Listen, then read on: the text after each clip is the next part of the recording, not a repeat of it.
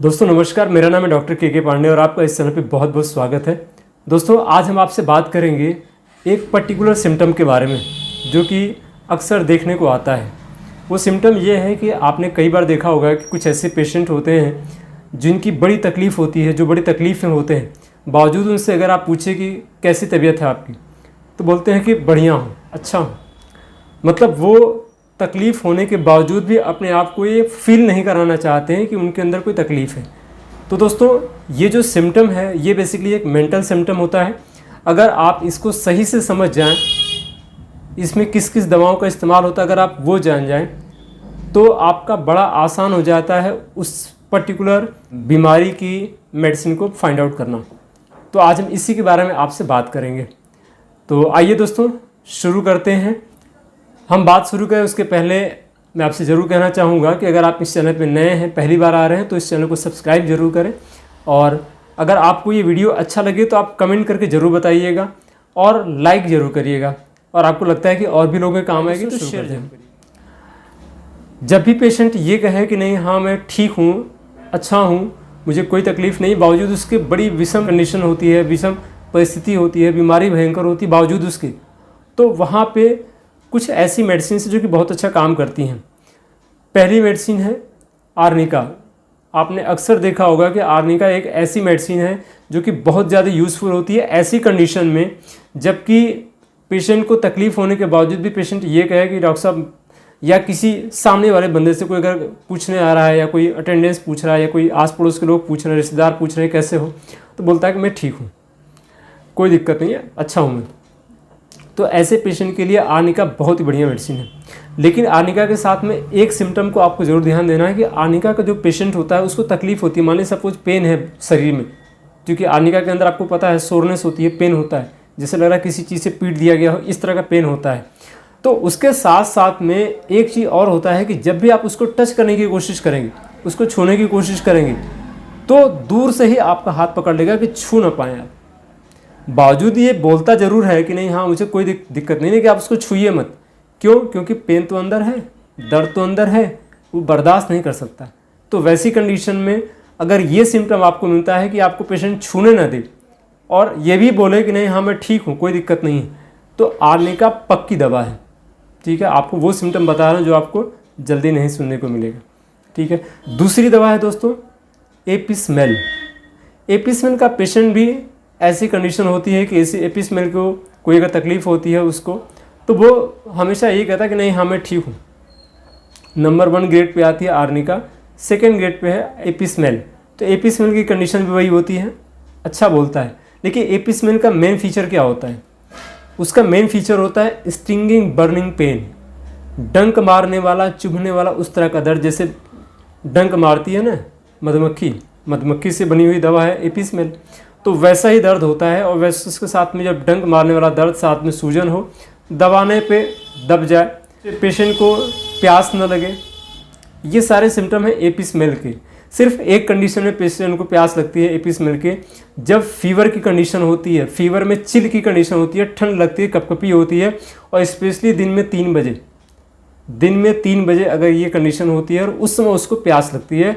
Otherwise हर condition में उसको प्यास नहीं लगती है। ठीक है, तो ये सिम्टम अगर आपको ध्यान में रहेगा तो आप किसी भी बीमारी को दूर कर सकते हैं। ठीक है, तीसरी दवा आर्सेनिक एल्बम। आर्सेनिक एल्बम का जो पेशेंट होता है वो भी यही कहता है, तकलीफ़ उसको बहुत होती है लेकिन बोलता है कि नहीं हाँ मैं ठीक हूँ। तो आपको कंफ्यूज नहीं होना है, आपको पर्टिकुलर जो सिम्टम्स जो मैं बता रहा हूँ इसको ध्यान देना है और यही सिम्टम्स आपको पेशेंट के अंदर में फाइंड आउट होगा। जो पेशेंट के सिम्टम मिले उसके आधार पर आप उसको दवा दीजिएगा, सही हो जाएगा। ठीक है, आर्सेनिक का पेशेंट क्या सिम्टम देगा? उलझन, बेचैनी, घबराहट, ये उसके अंदर में होगा, बहुत बेचैन होगा, एंग्जियस होगा बहुत ज़्यादा। बेचैनी के साथ में पेशेंट को मानसिक और शारीरिक दोनों बेचैनी होगी। प्यास, थोड़ा थोड़ा पानी बार बार पीना चाहेगा, बेचैनी होगी तो थोड़ा थोड़ा पानी बार बार पीना चाहेगा। इवन पेशेंट किसी भी कंडीशन में हो, किसी भी बीमारी के अंदर में हो, ये सिम्टम मिलने पे उलझन, बेचैनी, थोड़ा थोड़ा प्यास, बार बार बेचैनी अंदर से हो और इस तरह की बातें बोल रहा कि नहीं हाँ मैं ठीक हूँ, आर्सेनिक बेस्ट मेडिसिन है। ठीक है, चौथी मेडिसिन हायोसाइमस। हायोसाइमस का जो पेशेंट होता है वो भी ये बात बोलता है नहीं नहीं ठीक हूँ मैं, कोई दिक्कत नहीं है, तकलीफ़ उसको अंदर से होती थी कि बोलता है ठीक हूँ। लेकिन हाइपोथैलेमस की एक खास बात होती है कि वो डिलीरियम की कंडीशन में होता है, उल्टा पुल्टा बकता रहता है। तो इस तरह का कोई सिम्टम अगर मिलता है तो वहाँ पे हाइपोथैलेमस बहुत अच्छा वर्क करती है। अगली दवा है पल्साटिला।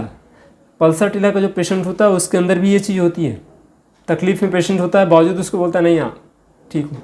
और पल्साटिला का पेशेंट क्या होता है, थोड़ा माइल्ड होता है, मतलब बिल्कुल भावुक टाइप का, ठीक है, बड़ा कोमल हृदय का होता है। लेकिन साथ में एक चीज़ होती है कि पेशेंट को प्यास नहीं लगती। पेशेंट पानी पीने की इच्छा उसकी नहीं होती है, पानी का टेस्ट उसको नहीं आता है, मुंह सूखा होता है लेकिन पानी पीना अच्छा नहीं लगता उसको। तो ये सिम्टम पल्साटिला के अंदर में है। पेशेंट माइल्ड होता है, गुस्सा नहीं आता है, इरिटेबिलिटी होती है कभी कभी लेकिन बहुत कम रहती है। और अंतिम दवा है मर्कसॉल। मर्कसॉल का जो पेशेंट होता है उसके अंदर भी ये सिम्टम पाया जाता है, लेकिन मर्कसॉल का साथ में उसके जो और बेसिक सिम्टम पाए जाएंगे जिसको हम लोग बोलते हैं कन्फर्मेटरी सिम्टम। तो उसमें क्या होगा कि अगर मर्कसॉल की आप जीभ देखेंगे तो जीभ देखने में क्या होगी, मोटी होगी, थुलथुली होगी। इम्प्रिंट ऑफ टीथ, दांत के निशान किनारे किनारे होंगे। मुंह पे सलाइवा, मुंह गीला गीला बहुत ज़्यादा होगा, सलाइवेशन ज़्यादा होगा।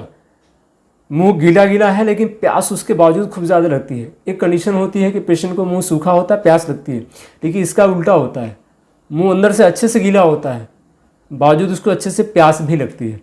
मुंह सूखा है, प्यास लगती है, ब्रैनिया है और दूसरी मेडिसिन से, लेकिन यहाँ पे उल्टा है, ठीक है। तो ये सिम्टम आपको ध्यान रखना है मर्कसॉल के लिए, ठीक है। इवन मर्कसॉल की जो तकलीफ़ें होती है वो रात में ज़्यादा बढ़ती हैं, शाम से शुरू होती है, रात में बढ़ जाती है, सुबह का आराम मिलता है। तो ये कुछ ऐसे बेसिक सिम्टम हैं जो कि आपको ध्यान रखना है। अगर आप इन सारे सिम्टम पे ध्यान रखेंगे तो ये सिर्फ इसी बीमारी में नहीं, किसी भी और बीमारी में बहुत अच्छा आपको काम आएगी। तो दोस्तों कुछ मैंने बेसिक सिम्टम के बारे में आपसे बात किया, उम्मीद करता हूँ कि आपको ये जानकारी अच्छी लगी। अगर आपको जानकारी अच्छी लगी दोस्तों तो लाइक तो करिएगा, शेयर ज़रूर करिएगा अपने दोस्तों में। दूसरी बात यह है कि इस मेडिसिन के बारे में या इस वीडियो के बारे में आपके क्या विचार हैं वो आप ज़रूर कमेंट करके बताइएगा। आपको वीडियो लगी कैसे। बड़ी बार क्या होता है कि अगर आप कमेंट करते हैं तो पता चलता है कि वीडियो कैसी लगी आपको, और आपको कोई और टॉपिक पे वीडियो चाहिए तो आप बता सकते हैं, उस टॉपिक पे वीडियो बनाने की कोशिश करूँगा। कई लोगों ने कुछ टॉपिक बताए हुए हैं, मैं डेफिनेटली उस टॉपिक पे वीडियो जल्दी ही बना करके आपके सामने लेकर के आऊँगा। तो उम्मीद करता हूँ दोस्तों ये आज की वीडियो आपको बहुत अच्छी लगेगी, जानकारी से भरपूर है, बहुत ही इंपॉर्टेंट वीडियो है, इसको आप लोग पसंद करेंगे। थैंक यू, फिर मिलते हैं एक और इन्फॉर्मेटिव जानकारी के साथ में। अपना ख्याल रखिएगा। जय हिंद, जय भारत दोस्तों।